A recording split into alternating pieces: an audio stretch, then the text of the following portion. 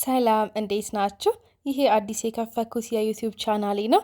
ሰብስክራይብ፣ ሼር፣ ላይክ እያደረጋችሁ አበረታትኝ። ዛሬ የማሳያችሁ በጣም የሚጣፍጥ የፓስቲ አሰራር ነው።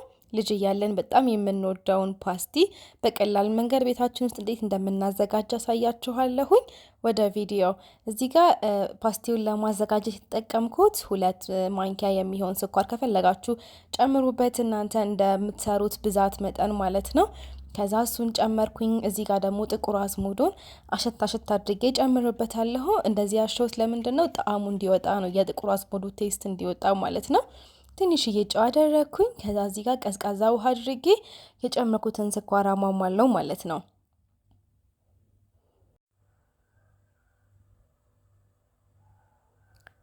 ስኳሩ ማምቶልኛል። ከዛን የጨመርኩት 2 ኩባያ ከግማሽ የሚሆን ዱቄት ነው።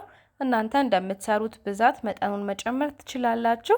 ከዛ ዱቄቱን ጨምሬ አሸዋለሁ ማለት ነው። በደንብ አድርጌ አቦካዋለሁኝ እና ትንሽ ውሃ ጠብ እያደረግኩኝ የምፈልገውን አይነት ቴክስቸር እስከሚይዝልኝ ድረስ አቦካዋለሁ።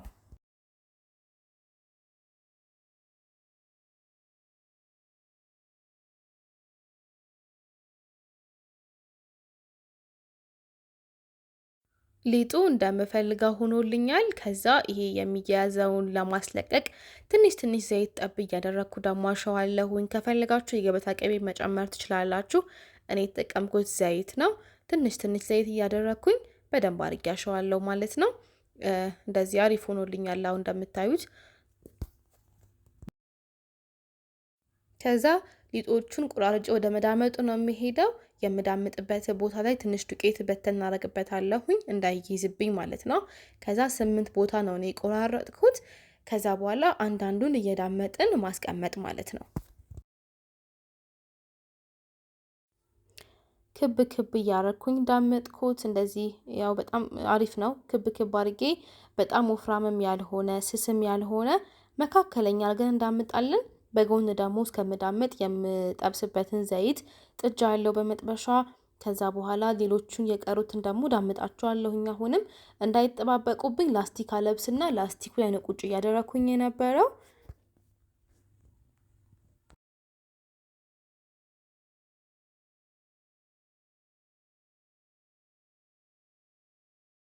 ከዛ ዘይቴ መጋሉን ትንሽዬ ሊጥ አድርጌ አየሁት።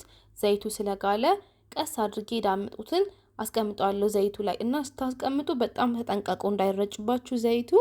ዛሱን ቀስ አድርጌ አስቀመጥኩኝ። እንደዚህ እያገላበጥኩኝ አበስለዋለሁ ማለት ነው። በጣም ቀላል ነው፣ ሞክሩት። በጣም ነው የምትወዱት። ለልጆችም እንደ ቁርስ አማራጭ ይሆናል። ለመቅሰስም በጣም አሪፍ ነው። እንደዚህ እያገላበጥኩኝ አበስለዋለሁ።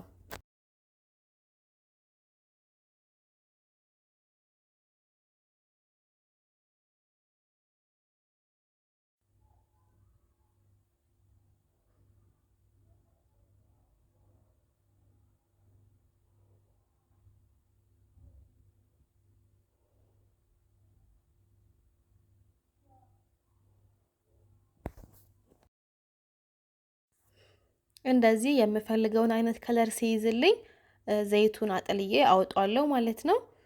ከዛ ቀጣዩንም በዚሁ መሰረት እንደዚሁ እያደረገን ማብሰል ነው። ሌሎቹንም ስናስቀምጥ ቀስ እያደረግን እናስቀምጣለን፣ እያገላበጥን የምንፈልገው አይነት ከለር እስኪይዝ ድረስ እናበስለዋለን። መጨረሻ ላይ ሁሉንም እንደዚህ ጋግሬ ጨረስኩ። በጣም ነው የሚያምረው። እዩት እንዴት እንደሚያምር። ይሄንን ከሻይ ጋር፣ ከወተት ጋር፣ ከቡና ጋር ከፈለጋችሁት ነገር ጋር አቅርባችሁ መመገብ ትችላላችሁ። ሰብስክራይብ፣ ላይክ፣ ሼር ማድረጋችሁን አትርሱ። አመሰግናለሁ።